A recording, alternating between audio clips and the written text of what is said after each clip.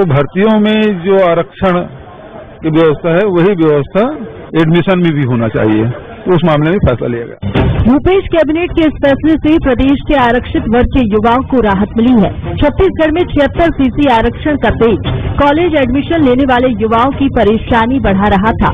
सोमवार को हुई कैबिनेट बैठक में तय हुआ कि शिक्षा संस्थानों में एडमिशन के लिए भी 58% आरक्षण दिया जाएगा, जिसके बाद एसटी को 32%, एससी को 12% और ओबीसी को 14% रिजर्वेशन मिलेगा। भर्तियां तो शुरू हो गई थी, लेकिन जो कॉलेज में एडमिशन है उसमें थोड़ा सा विसंगति आ रही थी, तो जो भर्तियों में जो आरक्षण की व्यवस्था है वही व्यवस्था एडमिशन में भी होना चाहिए, तो उस मामले में फैसला लिया गया। दरअसल बीते साल हाईकोर्ट की रोक के बाद सुप्रीम कोर्ट ने 1 मई को रोक हटाई और नौकरियों में 58% आरक्षण लागू किया गया, लेकिन पढ़ाई कर रहे युवाओं को इसका लाभ नहीं मिला था। कैबिनेट में इस फैसले पर मुहर लगी तो सियासत भी शुरू हो गई। कांग्रेस इसे युवाओं के लिए जरूरी फैसला बता रही तो बीजेपी इसे युवाओं को गुमराह करने वाला फैसला बता रही है। देखिए, आरक्षण में जो गड़बड़ी करने का काम तो शुरू से भारतीय जनता पार्टी ने किया है। अब उन लोगों ने जो गलतियां की तो उनको सुधारने का काम हम लोग कर रहे हैं। माननीय मुख्यमंत्री के नेतृत्व में आज कैबिनेट की बैठक थी, जिसमें सरकारी सेवाओं में भर्ती के लिए अलग आरक्षण की व्यवस्था थी, शैक्षणिक संस्थाओं में अलग व्यवस्था थी। तो अब दोनों को सुधार करके एक तरह आरक्षण प्रदेश में रहे, इसलिए शैक्षणिक संस्थाओं में भी शासकीय सेवाओं में जो व्यवस्था है उस अनुरूप आरक्षण करने का निर्णय लिया गया है।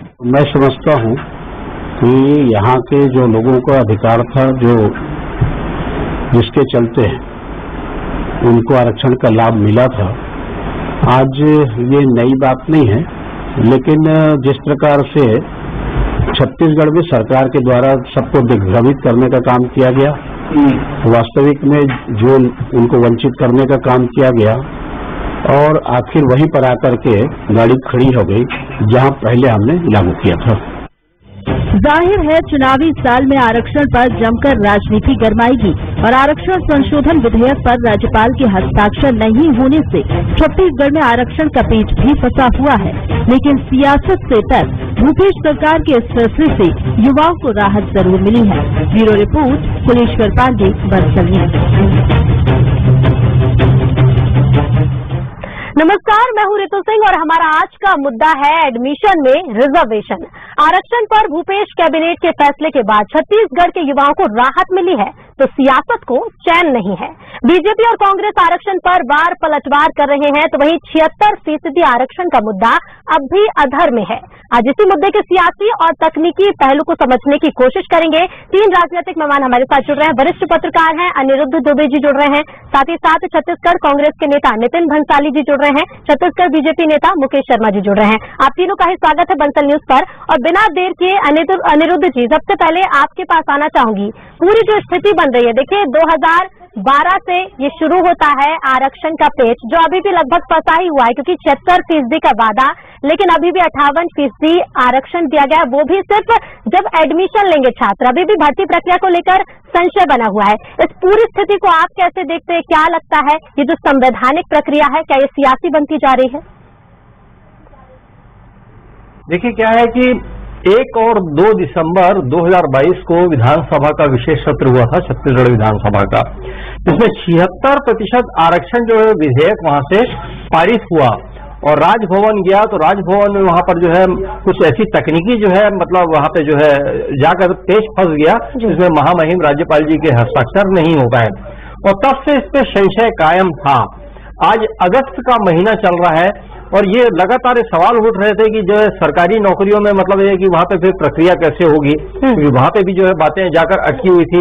एडमिशन जो है वहां पर भी जाकर अटकी हुई थी। तो निश्चित रूप से जो है अगर कहीं कोई इसमें राजनीतिक उलझाव रहा, क्योंकि भारतीय जनता पार्टी के अपने तर्क रहे हैं, कांग्रेस के अपने तर्क रहे हैं, तो नुकसान तो उसमें कुल मिलाकर आम जनता का ही होना था। चाहे वो अगर कि प्रमोशन की बात हो, या सरकारी नौकरी में भर्ती की बात हो, या फिर स्कूल कॉलेज में एडमिशन की बात हो। लेकिन आज सरकार के जो है कदम कैबिनेट में आज जो है फैसला हुआ और जो है यहाँ पे बढ़े हैं, तो निश्चित रूप से जो है एक राहत की बात होगी। और जो यहाँ पे कतार में जो एडमिशन की कतार में जो लोग रहे होंगे या जो जिनका जो चल रहा होगा, तो आज वो बहुत उनको कुछ सुकून महसूस हो रहा होगा। लेकिन इसमें यह कि समाधान जो है, समाधान एक पक्ष का समाधान है, एक छोटा सा समाधान है। समाधान क्या है? पूर्णकालिक निकलना था। मैं ये नहीं बोल रहा हूँ कि 76% जो है सरकार का आरक्षण था उसको हुबहू लागू करना चाहिए या उससे ज्यादा देना चाहिए या उससे कम देना चाहिए। लेकिन बहुत सारे जो पेच फंसे हुए हैं, जैसे राजभवन का कहना था कि वो जो है क्वांटिफाइबल डेटा आयोग की रिपोर्ट छत्तीसगढ़ की सरकार के द्वारा पेश नहीं की गई, जो कि बेहद जरूरी थी, और वहां पे सारा जो पेच फंसा हुआ।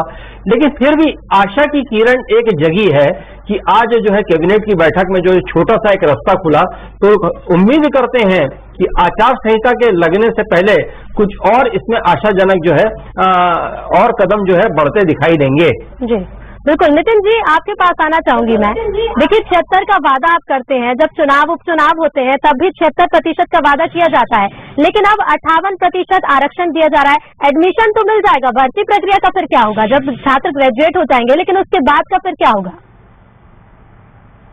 देखिए ऋतु, हमने आश्वासन नहीं दिया है। हमने इस विषय पर जो है विधानसभा का विशेष सत्र बुलाकर 1 दिसंबर 2022 को, जिसमें कि विधेयक हमने पेश किया और सर्वसम्मति से मतलब भाजपा भी आ गई, विपक्ष भी आ गया, उसमें अन्य दल भी जो है वो भी सर्वसम्मति से उस विधेयक को पास करके गवर्नर हाउस भेजा गया, महामहिम राज्यपाल महोदया जी के पास। उसके बाद लगातार करस्पॉन्डेंस होते रहे, उन्होंने 10 बिंदुओं पे जवाब मांगा। हमने तो विधानसभा से पास करवाकर राजभवन भेजा था, पर पहली बार ऐसा हुआ इतिहास में कि राजभवन ने विधानसभा से प्रश्न न करते हुए विभागों से सीधे प्रश्न किए। चलिए, हमने उसमें भी उनकी हठधर्मिता पे कुछ नहीं कहा और हमने उसके भी जवाब राज्य सरकार ने राजभवन को महामहिम राज्यपाल महोदया जी को भेज दिए। उसके बाद एक बार भी हम तो 76% आरक्षण देने के पक्ष में, हम तो 58 के पक्ष में है ही नहीं, क्योंकि हमने क्वांटिफाइबल डाटा के आधार पर सभी वर्गों की जनसंख्या के आधार पर सर्वे करके हम लोगों ने जब आप क्रेडिट लेते हैं कि जो आरक्षित वर्ग हैं उनके हितैषी हैं आप, लेकिन पिछली सरकार से अलग आपने क्या किया? पिछली जो सरकार थी 2012 में रमन सिंह भी 58% आरक्षण दे देते हैं, तो अभी भूपेश सरकार भी वही कर रही है, 58% आरक्षण दे रही है। पिछली सरकार से ज्यादा क्या है? देखिए ऋतु, ये आरक्षण जो इन लोगों ने लागू किया था भारतीय जनता पार्टी के शासनकाल में, इसमें कितनी बड़ी त्रुटियां थी। हाईकोर्ट में ये मामला चल रहा था, पिटीशन फाइल हुए थे और हाईकोर्ट में जो करस्पॉन्डेंस किया था तत्कालीन सरकार से, उसके जवाब तक नहीं भेजे थे, एफिडेविट तक गलत थे। एक आयोग बनाया था इन्होंने, एक कमेटी बनाई थी, ननकी राम कंवर जो है उनके पूर्व मंत्री, उनकी अध्यक्षता में, उसकी रिपोर्ट तक नहीं भेजी। तो जानबूझकर लॉलीपॉप देने के लिए यहाँ के प्रदेश के युवाओं को और आरक्षित वर्ग के साथ इन्होंने धोखा किया, जो कि लंगड़ा विधेयक वहां ध्वस्त हुआ। तो हमने तब भी चिंता की और हमने नया जो प्रारूप तैयार किया, आरक्षण का रोस्टर तैयार किया और हमने राजभवन भेजा, उसको विधानसभा से पारित करवाने के बाद एक बार भी इस विधेयक के पक्ष में भारतीय जनता पार्टी खड़ी नहीं हुई। और इनके आरएसएस के प्रमुख जो हैं मोहन भागवत, वो तो मंच पे कह चुके हैं कि देश में आरक्षण ही समाप्त कर देना चाहिए। तो ये आरक्षण के विरोधी लोग हैं। हमने तो हमेशा आरक्षण लाभार्थियों के पक्ष में सोचा, आज भी सोचा। कैबिनेट में निर्णय हुआ और जवाब चाहूंगी, आरक्षण विरोधी तो ठहराया जा रहा है, लेकिन जब 2012 की अगर बात की जाए, जब 58% आरक्षण को असंवैधानिक करार दिया जाता है, तब बीजेपी की तरफ से उस तरह के प्रयास क्यों नहीं किए जाते जो आज कांग्रेस की तरफ से किए गए और 58% आरक्षण का लाभ मिल रहा है?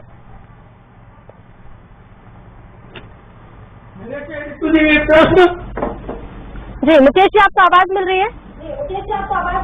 हाँ, बिल्कुल ऋतु जी। देखिए, कहीं ना कहीं इन 15 सालों में भारतीय जनता पार्टी की जब सरकार थी, उन 15 सालों के अंदर में किसी भी एससी और एसटी वर्ग के भाई को आरक्षण से संबंधित कोई दिक्कत नहीं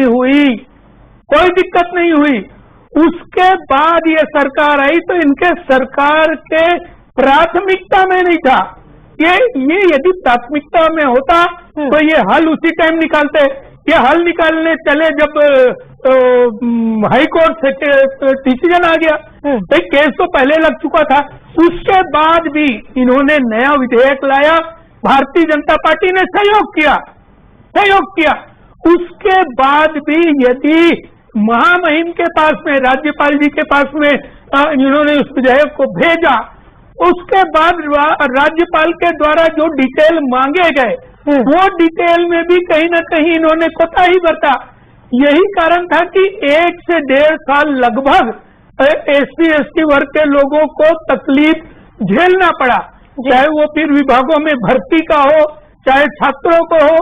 पिछले साल 2022 में 300 के लगभग MBBS सीट के अंदर में हमारे ST वर्ग के आदिवासी भाइयों को सीट मिलना था, उसमें भी कटौती हुई थी। तो कहीं न कहीं सरकार गंभीर है नहीं। और ये मैं नहीं कह रहा हूँ, आप पिछली घटनाओं को देख लीजिए। SC वर्ग के युवाओं को शर्मनाक नग्न होकर प्रदर्शन करना पड़ा। क्यों करना पड़ा? जरा क्यों करना पड़ा? इसका जवाब कांग्रेस से लेते नितिन जी। कहीं न कहीं उनको भी ये संतुष्ट नहीं कर पाए, उनकी मांगों को भी ये गंभीरता से नहीं ले पाए। इसलिए इस प्रकार की शर्मनाक घटना छत्तीसगढ़ के अंदर में हुई। इससे सिद्ध होता है कि ये सरकार दूर दूर से गंभीर नहीं है। अब जब चुनाव आ गए हैं तो कहीं न कहीं येन केन प्रकारेण, जैसे कि पिछले बार जन घोषणा पत्र के माध्यम से लोक लुभावने वादे करके कैसे भी सत्ता में आना इनका मूल उद्देश्य है। इनको कोई मतलब नहीं है जनजाति आदिवासी भाइयों से और ST वर्ग के भाइयों से, ये सिद्ध होता है।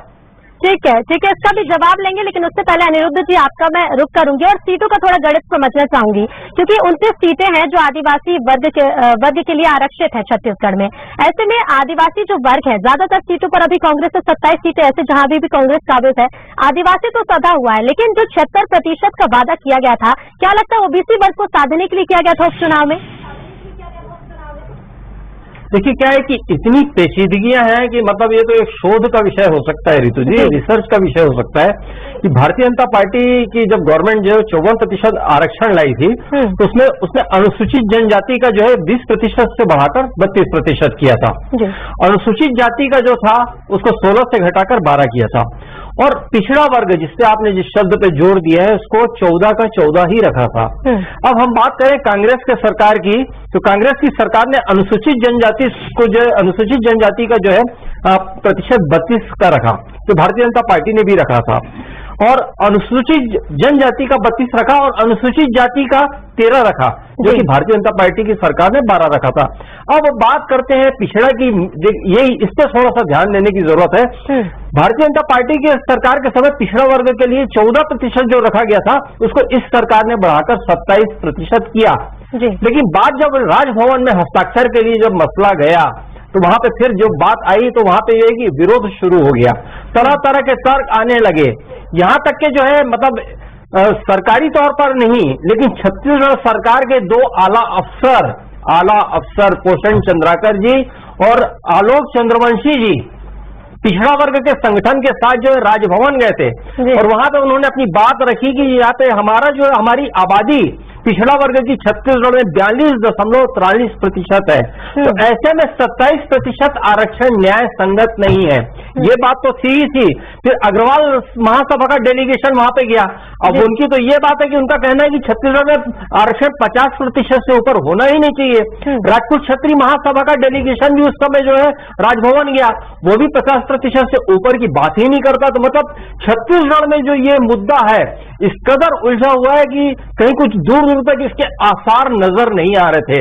लेकिन चलिए अच्छा है, मैं तो एक आम आदमी की तरह सोचता हूँ और आम आदमी के बीच का ही व्यक्ति हूँ, तो कम से कम एक अगर एडमिशन को लेकर कहीं कुछ राह खुली है तो अच्छा है कि आगे भी और जो है प्रमोशन और सरकारी नौकरियों में भर्ती के लिए भी कुछ राह खुले, आपसी सामंजस्य से खुले, ना हो तो कोर्ट के रास्ते खुले, जैसे भी खुले, लेकिन खुलना चाहिए। बिल्कुल खुलना चाहिए ताकि आम जनता को इसका लाभ भी मिले। नितिन जी आपके पास आना चाहूंगी, मुकेश जी के जो आरोप थे कि प्रदर्शन क्यों किए जाते हैं, अगर आप हितैषी हो तो उसका तो जवाब दीजिएगा। साथ ही एक और चीज बताइएगा, जब आप वादा करते हैं 76% का, अब 58% दे दिया, उसका लाभ मिलेगा, लेकिन अब आगे के लिए क्या प्रयास किए जाएंगे कांग्रेस की ओर से, क्योंकि अभी भी पेच फंसा हुआ है। क्या चुनाव से पहले किसी तरह के प्रयास करेगी कांग्रेस?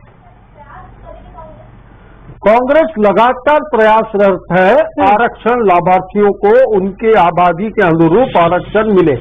मेरे साथी प्रवक्ता ने आरोप लगाया प्रदर्शन हुआ आदिवासियों का, कोई अनुसूचित जाति के लोगों का नग्न प्रदर्शन हुआ। ऋतु सुनने लायक बात है। वो प्रदर्शन क्यों हुआ पता है? इनकी देन है। इनके शासन काल में वो लगभग 237 फर्जी जाति प्रमाण पत्र बने और इन्हीं के शासन काल में नौकरी लगी, जिसका विरोध करने वो युवा आए थे और उन्होंने नग्न प्रदर्शन किया। क्या वो इस प्रकार के प्रदर्शन का सपोर्ट करते हैं? पहले तो वो ये बताया करते हैं क्या? मुकेश जी, क्या सपोर्ट करते हैं? इस तरह के प्रदर्शन का जवाब दीजिएगा। प्रदर्शन का जो तरीका था वो शर्मनाक प्रदर्शन सदैव निंदनीय है, सदैव निंदनीय है। लेकिन 4.5 साल इन्होंने क्या किया ये भी पूछ लीजिए। 4.5 साल सरकार में बैठ के किया क्या इन्होंने? और उनके क्या किया इन्होंने? जबकि उनके बर्खास्तगी का आदेश आ चुका है, उनको बर्खास्तगी का आदेश आ चुका है जनता पार्टी द्वारा, जो ऐसा उनको उनकी बर्खास्तगी का आदेश आ चुका है, उसको अमल नहीं कर पा रहे। इनके तो कहीं न कहीं सरकार की कमजोरी दिखती है। इसमें पूरे देश में निंदा हुई। इस प्रकार के प्रदर्शन का सपोर्ट करते हैं ये लोग। इनका निंदा करते हैं, लेकिन गलती किसकी है? क्यों सड़क में है? उन्होंने अल्टीमेटम दिया था, उन्होंने अल्टीमेटम दिया था और उनकी बर्खास्तगी हो चुकी। अभी क्या किया आपने? उसके बाद क्या किया आपने? उसके बाद क्या किया आपने? ये भी आपको बताना चाहिए। क्या जिनको बर्खास्त करवाना चाहता था उनको निकाल दिया आपने? क्या निकाला आपने? क्या निकाला आपने? जिस काम को पेंडिंग करना रहता है, नितिन जी बता रहे हैं कि जांच समिति गठित की गई है, वो जांच समिति का है, जांच किस तरह से होगी, क्या परिणाम आएंगे? मुकेश जी, मैं आपसे पूछना चाहूंगी, आप आदिवासी हितैषी बता रहे हैं, जब धर्मलाल कौशिक जी बयान देते हैं कि गाड़ी फिर से वहीं आकर खड़ी हो गई है जहां पहले खड़ी हुई थी। मुकेश जी, मैं आपसे सवाल पूछ रही हूँ, नितिन जी आपके पास लौटूंगी, लेकिन पहले मुकेश जी से सवाल ले लेते हैं। मुकेश जी, धर्मलाल कौशिक जी जब कहते हैं कि गाड़ी फिर से वहीं आकर खड़ी हो गई जहां पहले खड़ी थी, लेकिन किस तरह के आदिवासी हितैषी आपने कार्य किए? देवगुड़ी के विकास के लिए बीजेपी ने क्या किया है? क्योंकि हम देख रहे हैं कांग्रेस सरकार में विकास के कार्य हो रहे हैं, लेकिन बीजेपी सरकार में क्या किया गया? देखिए ऋतु जी, सबसे बड़ी दिक्कत यदि आदिवासी समाज को थी तो उनके 12 महीना भोजन के लिए व्यवस्था करना सबसे बड़ा काम था। भारतीय जनता पार्टी के सरकार के समय 1 रुपया किलो में उनको अनाज देने की व्यवस्था हमने की थी और छत्तीसगढ़ को बनाया हमने है। छत्तीसगढ़ भारतीय जनता पार्टी की थी, लेकिन जब आरक्षण के लिए उसमें सुनवाई चल रही थी, जब आरक्षण के लिए कोई सुनवाई चल रही थी उस समय उस समिति की रिपोर्ट सबमिट नहीं की। मुकेश जी, आपसे मेरा सवाल है, नितिन जी मैं लौटूंगी आपके पास, लेकिन पहले मुकेश जी से जवाब ले लेते। मुकेश जी, आप हितैषी होने की बात कर रहे हैं, आप प्रयास कर रहे थे, आदिवासियों के लिए कोशिश कर रहे थे, लेकिन जब आदिवासियों के आरक्षण की बात हो रही थी तो उस समय रिपोर्ट क्यों नहीं सबमिट की गई? इन्होंने सिवाय भ्रष्टाचार के कोई काम नहीं किया है। मुकेश जी, देखिए भ्रष्टाचार के आरोप लगाते रहेगा, लेकिन पहले जो सवाल है उसका जवाब दीजिए। आप तमाम प्रयास करते हैं आदिवासियों के लिए, लेकिन जब आरक्षण की बात आती है तो उस तरह से सुनवाई क्यों नहीं की जाती? बड़े बड़े मामले में बड़े बड़े वकील लाए जाते हैं, लेकिन जब आरक्षण की बात होती है तब वकील क्यों नहीं लाए गए? आदिवासी भाइयों को पारित किया था कोर्ट में भाई, अभी भी लड़ाई को सुप्रीम कोर्ट में लड़कर वहां से आदेश लाया है भाई। आरक्षण आज भी हमको चिंता है।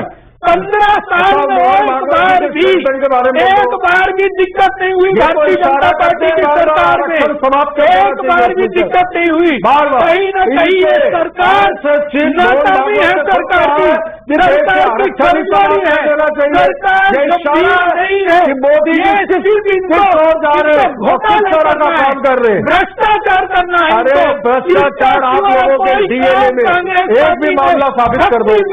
अच्छा चलो तो 4.5 साल में एक मामला ये भ्रष्टाचार का साबित कर दे, फिर चिल्लाते रहे। मुकेश जी, देखिए आप एक ही बात को बार बार बोलकर सिद्ध करने की कोशिश मत करिए।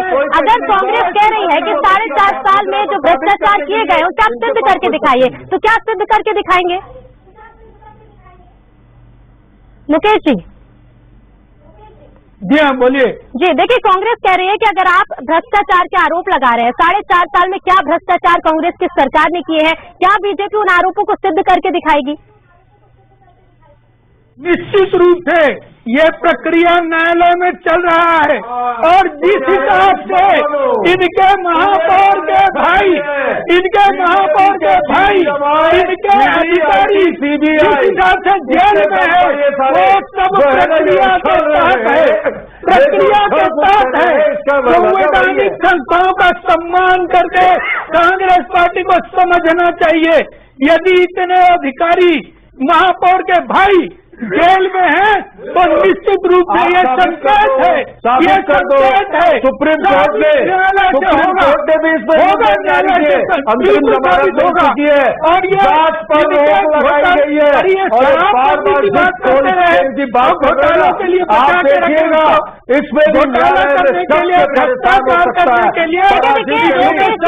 आरोप तो लगते रहते हैं, पर आरोप सिद्ध कब होंगे ये वक्त बताएगा। अनिरुद्ध जी, मैं आपके पास आना चाहूंगी। पूरी स्थिति आप देख रहे हैं कि आरक्षण को लेकर पेच अभी भी फंसा हुआ है, क्या कहेंगे, क्या लगता है आने वाले चुनाव में इसका क्या असर दिखाई देगा? अनिरुद्ध जी। जी देखिए, पूरी स्थिति आप देख रहे हैं कि आरोप प्रत्यारोप तो हर मुद्दे पर लगते रहे हैं, लेकिन आरक्षण की जो स्थिति अभी भी फंसी हुई है कि भर्ती प्रक्रिया में आखिर 76% का लाभ जनता को कब मिलेगा, क्या लगता है जो अभी स्थिति बनी हुई है इसका आने वाले चुनाव में क्या असर दिखाई देगा? देखिए क्या है कि छत्तीसगढ़ का मतदाता जो है ठीक है कि अभी पिछले बार तो एंटी इनकम्बेंसी थी तो जबरदस्त कांग्रेस के पक्ष में जो है माहौल था और चीजें जो है उसके अनुकूल गई भी, और अभी भी जो है ऊंट किस करवट बैठेगा ये अभी कह पाना बहुत मुश्किल है। अभी यहाँ तक कि छत्तीसगढ़ की राजनीति जिस मोड़ पर खड़ी है, लेकिन निश्चित रूप से जो है कांग्रेस ने जनहित में कई सारे जो है फैसले लिए, उससे इनकार तो किया नहीं जा सकता। लेकिन जो आरक्षण का जो पहले भी मैंने कहा कि छत्तीसगढ़ में बहुत बुरी तरह पेच फंसा हुआ है और निश्चित रूप से देखिए कई गंभीर मुद्दे होंगे चुनाव के समय में, जिनको मंच से जो लोग जो है अपनी अपनी बात रखेंगे और चिल्लाकर जो है अपनी बात रखेंगे, तो उसमें ये एक आरक्षण का मुद्दा निश्चित रूप से होगा। और देखिए क्या है कि आरोप प्रत्यारोप का दौर तो तब से विधानसभा में भी हुआ, सारी चीजें हुई और अभी तक ये चल ही रहा है। तो आप ये मान के चलिए कि चुनावी सभाओं में भी जो है वहां पे ये मुद्दा बहुत पुरजोर ढंग से उठेगा और दोनों तरफ से उठेगा, उंगलियां दोनों तरफ से उठेंगी। तो ये अब जो है जनता इससे नीड़ चीर करेगी, वही तय करेगी कि उसको क्या फैसला लेना है। लेकिन आरक्षण जो है कहीं ना कहीं लोगों के मनोमस्तिष्क पर जाकर तो बैठा ही हुआ है, चाहे वह सामान्य वर्ग हो, चाहे वह आदिवासी वर्ग हो, चाहे पिछड़ा वर्ग हो, चाहे अल्पसंख्यक वर्ग हो। जी बिल्कुल, क्योंकि देखिए जनता तो यही इंतजार कर रही है कि जो वादा किया गया था 76% का आखिर उसका लाभ कब मिलेगा। एक छोटा रिएक्शन आप दोनों का ही मैं लेना चाहूंगी क्योंकि समय की कमी है। नितिन जी देखिए, आरोप लगते रहे और आरोप हमेशा लगते रहेंगे, अब वो सिद्ध कब होंगे ये देखना होगा, लेकिन 76% का पेच क्या लगता है चुनाव से पहले कांग्रेस इसके लिए वो प्रयास करेगी कि उसका लाभ जनता को मिलेगा? हम तो 1 दिसंबर 2022 से ऋतु, हम 1 दिसंबर 2022 से जिस दिन ये विधानसभा में विधेयक पारित हुआ और वहां से राजभवन भेजा गया, तब से लड़ी रहे हैं लगातार। तो भारतीय जनता पार्टी को भी इसमें यदि वो आरक्षण चाहते हैं, आरक्षण के हित में, तो इस विषय पर जाकर राजभवन में निवेदन करना चाहिए था। क्योंकि आरक्षण मेरे और किसी के लिए नहीं, ये सभी के लिए है। इसमें भाजपा के लोग भी शामिल होंगे, प्रदेश के युवा भी शामिल होंगे, सभी लोगों के भविष्य का सवाल है। भाजपा को इसमें राजनीति मिले। देखिए ऋतु जी, कहीं ना कहीं यदि आरक्षण का विषय और आरक्षण को लेके तकलीफ यदि हुआ है अनुसूचित जाति और जनजाति वर्ग के लोगों को, तो वो इनके सरकार में हुआ है और कहीं ना कहीं इनकी लापरवाही मुख्य वजह थी। राज्यपाल के पास इन्होंने भेजा, उसके बाद में भी लगातार लोगों के विरोध आते रहे। हमने तो विधानसभा में सहयोग किया, हमारा तो पूरा सहयोग था। निवेदन कर भारतीय जनता पार्टी आप ये बात कर रहे थे, हम चाहते थे, हमने तो साथ दिया, लागू करवाइए आरक्षण। बताइए लोगों को जवाब देना पड़ेगा यदि आरक्षण का आपने बात किया है और आरक्षण नहीं दिला पाए तो जवाब आपको देना पड़ेगा। ठीक है, क्योंकि देखिए विधेयक आरक्षण संशोधन विधेयक अभी भी फंसा हुआ है राजभवन में। अब इसका लाभ कब मिलेगा और क्या और कोशिशें आप दोनों ही दलों की ओर से की जाएंगी, ये वक्त ही बताएगा। फिलहाल आप तीनों का ही शुक्रिया हमसे जुड़ने के लिए और तमाम बातचीत के लिए। तो 58% का लाभ तो अब छत्तीसगढ़ की आम जनता को मिलेगा, लेकिन अभी एडमिशन में अभी भी भर्ती प्रक्रिया को लेकर पेच फंसा हुआ है कि 76% को लेकर क्या फैसला आएगा और इस पर सबकी निगाहें टिकी रहेंगी। देखते रहिए बंसल न्यूज। नमस्कार।